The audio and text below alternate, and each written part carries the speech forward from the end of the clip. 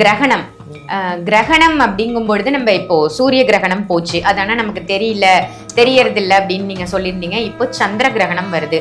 சந்திர கிரகணம் நமக்கு இருக்கா? அன்றைய தினம் என்னென்ன விஷயங்கள்லாம் செய்யணும்?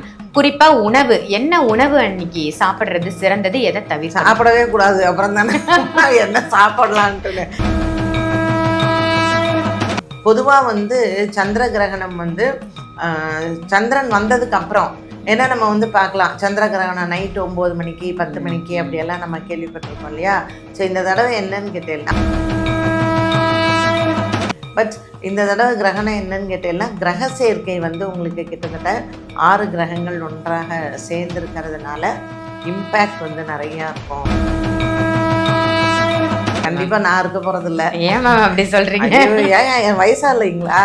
நான் இருக்க மாட்டேன். பட் இந்த பதிவை பார்க்குறவங்க இப்போ 2026 இந்த மார்ச் 3, 4, 5 இல்லை நான் சொல்கிற மாதிரி புரட்டாசி மாதத்துக்கு முன்ன உங்களுக்கு குழந்தை பிறக்கிறதா இருந்தால் இவங்க எல்லாருக்கும் மேம் இந்த கிரகணத்துக்கு பரிகாரம் செஞ்சுக்க வேண்டிய நட்சத்திரங்கள்லாம் என்னென்ன? கண்டிப்பாக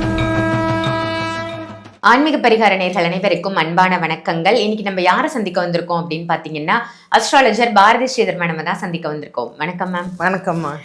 மேம் இன்னைக்கான டாபிக் கிரகணம். கிரகணம் அப்படிங்கும் பொழுது நம்ம இப்போ சூரிய கிரகணம் போச்சு, அதான நமக்கு தெரியறது இல்லை அப்படின்னு நீங்க சொல்லியிருந்தீங்க. இப்போ சந்திர கிரகணம் வருது. சந்திர கிரகணம் நமக்கு இருக்கா? அன்றைய தினம் என்னென்ன விஷயங்கள்லாம் செய்யணும்? குறிப்பா உணவு, என்ன உணவு அன்னைக்கு சாப்பிடுறது சிறந்தது, எதை தவிர சாப்பிடவே கூடாது? அப்புறம் தானே என்ன சாப்பிடலான்ட்டு. கிரகணம் ஆக்சுவலாக இங்கே தெரியும் நமக்கு, இங்கே இந்தியாவிலேயே நமக்கு பாரத இதில் கண்டிப்பாக தெரியும்.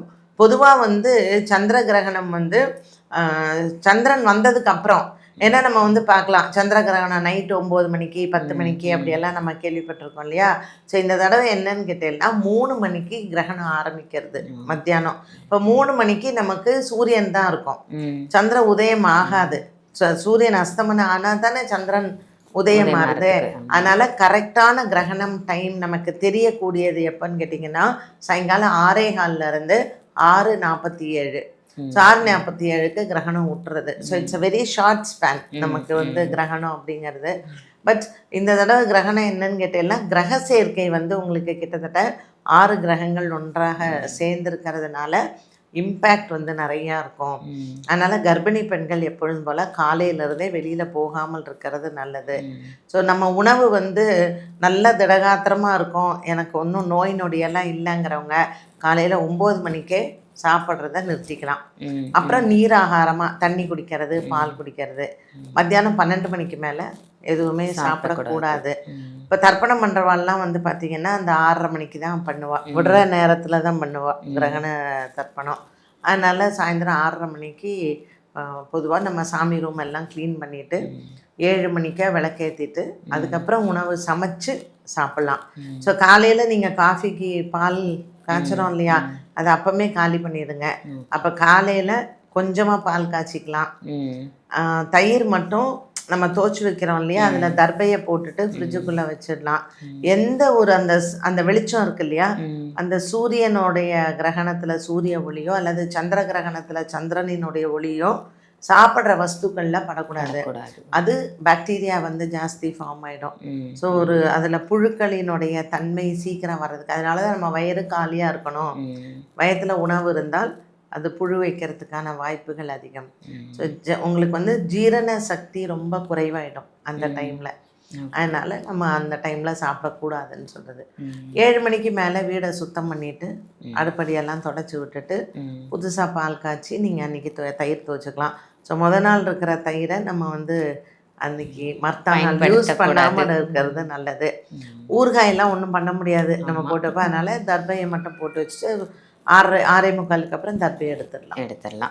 மேம் இப்போ கிரகணத்தும் போது, கிரகணம் பிடிக்கும் போதும் நம்ம தலை குளிக்கணும், அதே மாதிரி விடும்போதும் குளிப்பது சிறப்புன்னு சொல்றாங்களே, அது எதனால? நமக்கு கிடையாது, அது தர்ப்பணம் பண்றவாளுக்கு தான். அது நம்ம விடும்போது குளிச்சா போதும். அதாவது பொதுமக்களாகிய எல்லாருமே அந்த கிரகணம் விடும் நேரம், அதாவது ஒரு 7 மணிக்கு மேல 6:47க்கு விடுறது. 7 மணிக்கு குளிச்சுட்டு நம்ம ஃப்ரெஷ்ஷா உணவு குக் பண்ணி ரூம்ல போயிட்டு விளக்கேற்றிட்டு அப்புறமா சமைக்கணும். வீடு பெருக்கி துடைக்கணும். வீடு பெருக்கி தொடச்சிட்டு நம்ம குளிச்சுட்டு சமைச்சு நாங்கெல்லாம் என்ன பண்ணுவோம்னா ஃபுல்லா கிச்சனை தண்ணி விட்டு எல்லாத்தையும் வாஷ் பண்ணிட்டு அதுக்கப்புறம் சமைக்க ஆரம்பிப்போம். இப்பெல்லாம் மாப்பு தானே, அதனால டைல்ஸா போச்சு, அதனால தொடச்சிட்டு ஈரம் படுத்தி எல்லாத்தையும் தொடச்சிட்டு அப்புறம் சமைச்சுக்கலாம்.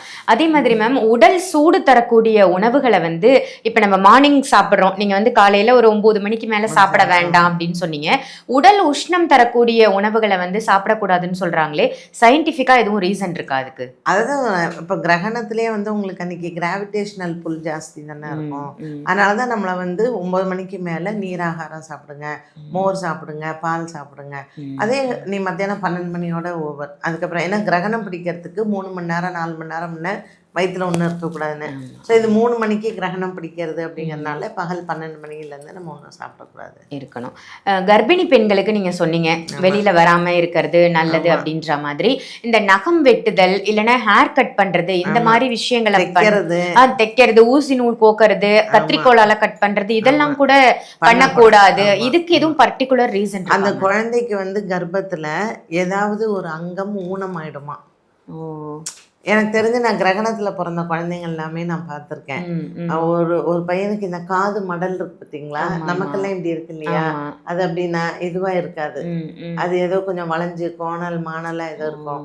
அவனுக்கு பார்த்தா அது கிரகணத்துல பிறந்தது. சில பேருக்கு இந்த கிளிஃப்ட் லிப் இருக்கும், அந்த மாதிரி கூட நான் பார்த்துருக்கேன். சில அது வந்து கிரகணத்துல ஏதாவது பண்றச்சு காது, வாய், மூக்கு இதெல்லாம் பாதிக்கும். ஓ, அதனாலதான் கர்ப்பிணி பெண்கள் கொஞ்சம் கவனமா இருக்கணும் அப்படின்னு சொல்றது. இப்ப நீங்க சொன்ன மாதிரி அந்த கிரகண டைம்ல இப்போ ஹாஸ்பிட்டல்ல ஒரு குழந்தை பிறக்கிறது, இல்ல இன்னைக்கு கார்த்தாலையோ மத்தியானமோ சாயங்காலமோ பிறக்கிறதுன்னா அவங்க ஏதாவது பரிகாரம் பண்ணிக்கணுமா? கண்டிப்பா அவங்க எல்லாம் வந்து பிராயச்சித்தம் பண்ணணும். ஏன்னா சூரியனோட ராகு இருக்கும், சந்திரனோட கேத்து இருக்கும். அதனால அவங்க வம்சாவளியில ஏதாவது ப்ராப்ளம் இருக்கும். இங்கே வந்தவா எத்தனை கிளைண்ட்ஸ் நான் பார்த்துருக்கேன். ஜாதகத்தை பார்க்கும்போது சொல்லுவேம்மா இது கிரகண தோஷ ஜாதகமா, அதனால கண்டிப்பா சர்ப்ப சாபம் இருக்கும். இப்ப உலகத்துல பிறக்கிற குழந்தைங்க எல்லாத்துக்குமே இப்ப இந்த டைம் எல்லாம் வந்து பாத்தீங்கன்னா ராகுகேது தோஷத்தோட தான் பிறக்கிறது. கும்பத்துல எப்போ சந்திரன் வருதோ அது சிம்மத்துல வர வரைக்கும் அந்த ராகுகேது தோஷம் இருக்கும்.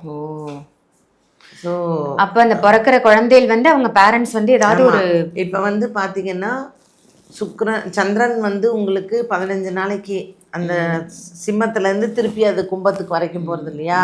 எப்போ வந்து சூரியன் வந்து கேதுவை விட்டு வரணும் வெளியில, ஸோ புரட்டாசி மாதம் தான் வருவார் சரியா. அது வரைக்கும் இந்த ராகு கேதுக்குள்ளேயே சுத்தின்னு இருக்கும். செவ்வாய் வரணும், சுக்கிரன் வரணும், புதன் வரணும். இதெல்லாம் இப்போ கொஞ்சம் காலத்துக்கு உலக அளவில் வந்து பார்த்தீங்கன்னா கால சர்ப்ப தோஷமாகத்தான் கிரக நிலைகளே இருக்கும். ஸோ இப்போ நம்ம சொல்கிறோம் இல்லையா 90s கிட்ஸுக்கு கல்யாணம் லேட்டாக இருக்கு அந்த மாதிரிலாம். ஸோ இதை வந்து ஒரு 30 வருஷம் கழிச்சு 2026 இப்போ பிறந்த குழந்தைங்களுக்குலாம் பரிகாரம் பண்ணுங்கன்னு 30 வருஷம் கழிச்சு நல்லா படித்த ஜோசியராக இருந்தாங்கன்னா சொல்லுவாங்க. கண்டிப்பாக நான் இருக்க போகிறதில்ல. ஏன் அப்படி சொல்கிறீங்க? என் வயசா இல்லைங்களா, நான் இருக்க மாட்டேன். பட் இந்த பதிவை பார்க்குறவங்க இந்த இப்போ 2026 இந்த மார்ச் 3, 4, 5 இல்லை நான் சொல்கிற மாதிரி புரட்டாசி மாதத்துக்கு முன்ன உங்களுக்கு குழந்தை பிறக்கிறதா இருந்தால் இவங்க எல்லாருக்கும் அதாவது நீங்கள் உங்கள் பசங்களுக்கு கல்யாணம் ஆகிற ஸ்டேஜில் கண்டிப்பாக ஒரு படித்த ஜோசியர்கிட்ட போய் பாருங்கள். ஏன்னா இந்த ஜோதிட துறையெல்லாம் வந்து என்றைக்குமே இதுக்கு வந்து அழிவு அப்படிங்கிறது இல்லை, இதெல்லாம் வேதம். அதனால் அப்பவும் படித்தவங்க இருப்பாங்க கண்டிப்பாக. இப்போ வந்து அபிக்ஞன் தான் ஒரு பையன், வெரி நாலேஜபிள். அவன் வேதிக் அஸ்ட்ராலஜி நான் ஒரு வீடியோ பார்க்கணுன்னா கண்டிப்பாக அபிக்ஞானந்தால் அவன் பார்ப்பேன். நான் ரொம்ப நாலேஜபிள் பர்சன் அண்ட் ரொம்ப நன்னா படிச்சிருக்கான்.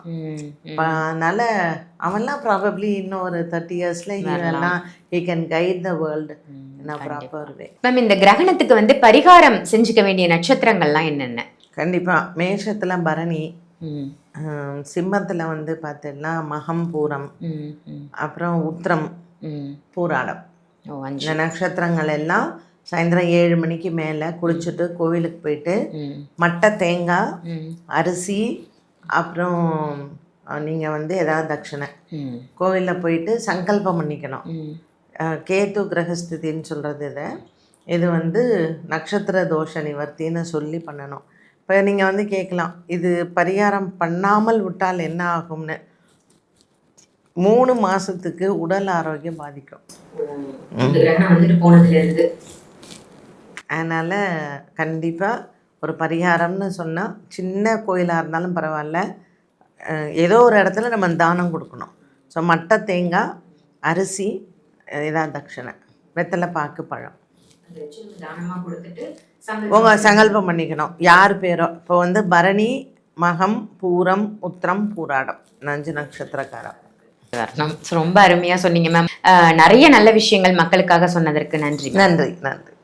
இந்த பதிவு உங்க எல்லாருக்கும் பயனுள்ள பதிவா அமைஞ்சிருக்கும்னு நினைக்கிறேன். இதே மாதிரி வேற ஒரு நல்ல பதிவுல மேடமோட உங்களை சந்திக்கிறேன். மேடம் கிட்ட அப்பாயின்மெண்ட் வாங்கணும் அப்படின்னு நினைச்சீங்கன்னா வீடியோல தெரியிற நம்பருக்கு கால் பண்ணி சென்னையில மேடமை டைரக்ட் கன்சல்டேஷனுக்கு நீங்க சந்திக்கலாம். ஆன்லைன் கன்சல்டேஷனும் இருக்கு. ஸோ வெளியூர்ல இருக்கேன், வெளி மாநிலம், வெளிநாட்டுல இருக்கிறவங்க ஆன்லைன் கன்சல்டேஷனையும் பயன்படுத்திக்கோங்க. இதே மாதிரி வேற ஒரு நல்ல நிகழ்ச்சியில உங்க எல்லாரையும் சந்திக்கின்றேன். நன்றி, வணக்கம்.